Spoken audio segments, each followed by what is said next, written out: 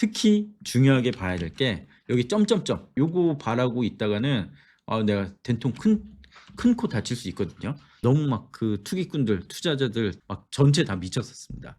인천 부동산이 좀 억울한 게 근데 인천이 관심 받으면 좋겠다. 그러니까 이 말씀하시는 거죠. 어떤 이유에서? 지금 인천 어디에 살고 계신가요? 또는 인천에 부동산 투자를 해 놓으셨나요? 그게 궁금한데요. 네. 그러니까 아까 방송 초반에 말씀드렸습니다.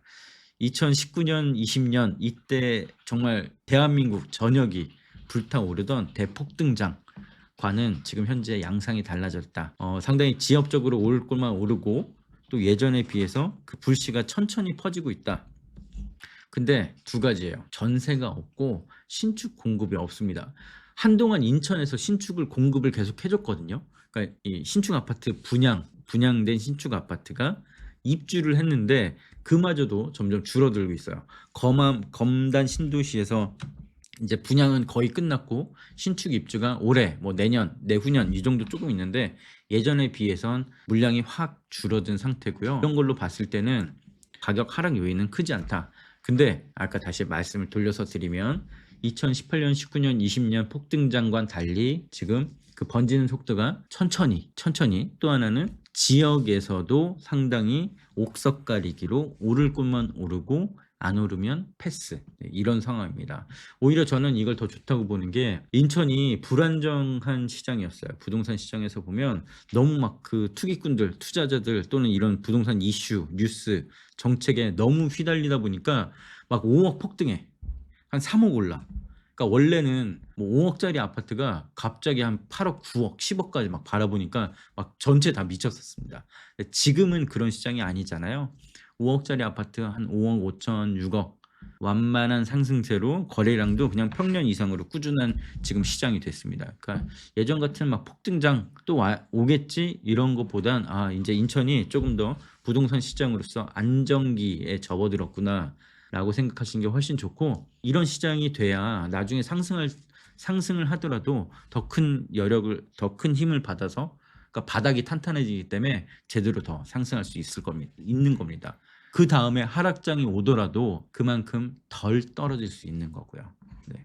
항상 앞으로 인천 부동산 시장에서 여러분들 이것만 한번 보시고 넘어가시면 좋을 것 같은데요. 인천에서 어디를 봐야 되냐 지역적으로 제가 이렇게 한 땀 한 땀씩 했는데 결국은 지하철이거든요. 지하철. 그러니까 인천이 부동산 시장에서 약간 좀 억울한 게 인천 부동산이 좀 억울한 게 인천은 자족할 수 있는 도시거든요. 인천 내에 너무나도 좋은 너무나도 좋은 일자리들이 많은데 이것과 부동산 집값은 별개예요. 네. 그러니까 우리나라 서울 수도권, 그러니까 우리나라 부동산 시장이 어차피 강남을 중심으로, 그다음에 서울을 중심으로 얼마나 접근성이 좋은가 이걸 따지기 때문에 인천으로서는 약간 좀 억울할 수도 있다. 인천이 가진 포텐 그리고 그 힘에 비해서 항상 집값이 눌려 있는 느낌을 지울 수가 없다. 네. 근데 이게 인천 부동산 시장의 특성이라고 이해하시면 될 것 같고, 자, 지금 제가 보여드리는 이 그림들, 여기 위에 있는 이 선들, 이게 뭘까요? 이걸 반드시 잘 보고 넘어가야 내가 내 집 마련을 하든 부동산 투자를 하든 어느 정도 베이스는 지킬 수 있는 겁니다. 남들보다 조금 더 돈을 잘 벌 수 있는 겁니다. 딱 한눈에 봐도 아시겠죠? 인천을 통과하는 지하철이고요. 특히 중요하게 봐야 될 게 여기 점점점이에요. 점점점은 지금 아직 개통되지 않은 지하철 철도다. GTX-B 그리고 7호선 라인이 있고요. 여기 GTX-D와 GTX-E 라인이 있고 밑에 KTX 이제 송도역에서 KTX가 출발한다고 또 합니다. 이걸 기대하신 분들도 있는데 이 얘기는 제가 다음에 한번 들려드리도록 하겠습니다. 요거 바라고 있다가는 내가 된통 큰 코 다칠 수 있거든요. 절대 조심하셔야 될 라인은 바로 요겁니다. 네. 인천 같은 경우는 지금 제가 지하철 사진 보면서 한 번만 간단히 가격만 짚고 가죠. 네, 인천 2호선과 인천 1호선 보면 뭐 검단 쪽 옛날 아파트들 검단 2편한 검단 힐스 6자 3억 7천, 4억 6천 정도고요. 많은 분들이 보는 아파트는 바로 여기예요. 검암역의 서해 그랑블 이 정도까지만 제가 말씀드리면 될 것 같은데 검암역 서해 그랑블 왜 많이 보냐? 당연히 공항철도 아파트이기 때문에. 그러면 여기는 어디 있는 아파트냐? 한번 보고 가겠습니다. 자, 공항철도 쭉 타고 가다 보면 청라국제도시역 전에 검암역이라고 나옵니다. 그 전에는 계양역이 되고요. 검암역은 인천 2호선을 갈아탈 수 있는 환승역인데요.